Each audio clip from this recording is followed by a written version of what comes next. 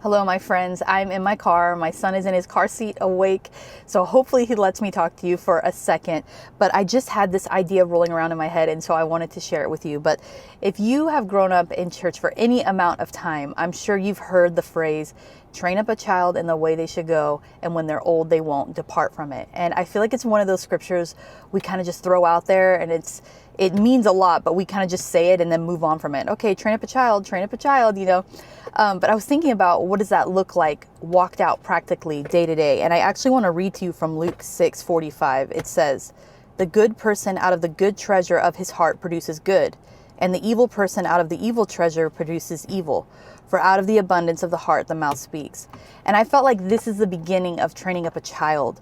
Everything that is inside of us comes out, and that's who our kids become. And it's so crazy because, you know, when you're a Christian, you can go to church and you can smile and be like, yes, I love Jesus. And you do, you know, but those old habits, those frustrations, those things that we try to hide from other people, they come out in parenthood because our kids test us. You know, personally, even this morning, there's so much running around with a baby and a toddler trying to get my daughter out the door, and I'm feeling frustrated because something went upside down, and you know, all of my plans to get us out the door on time are now messed up, and I've had to put socks on my daughter, and I'm running to do something else, and she's taking them off because she feels like they're too big on her, you know, and just all those things slow you down. And I know, especially as a mom, we are so used to 1,000 interruptions a day, 1,000 things going sideways, our plans not working out.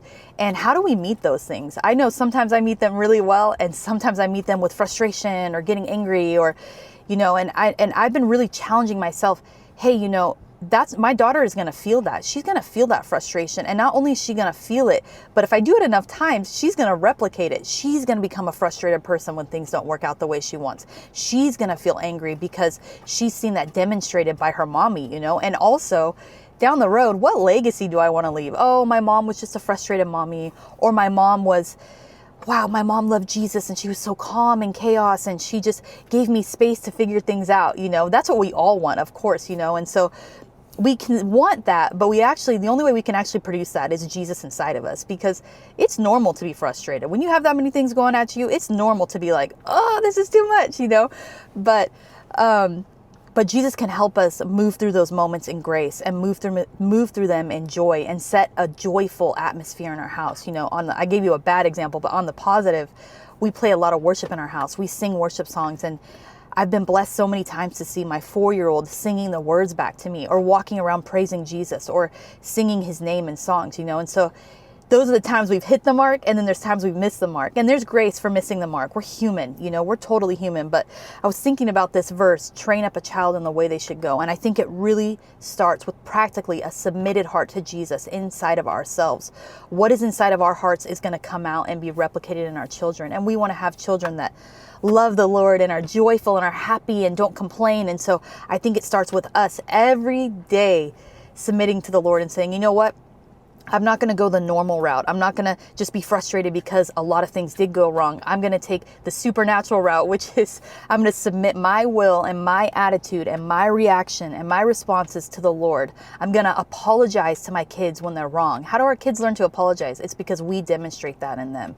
I'm going to be joyful. I'm going to be kind. I'm going to set atmosphere in my house. And if I do that, my kids are not going to grow up and become this thing because we just tell them. They're going to do it because they've seen it modeled over and over and over. And so I just wanted to share that with you today. I hope it encourages you. I hope it challenges you. I know it's challenged me to look at my child and say, who do I want them to be? I need to model that first. I hope you're having a wonderful day. I pray your family is blessed, and I'll see you in the next one.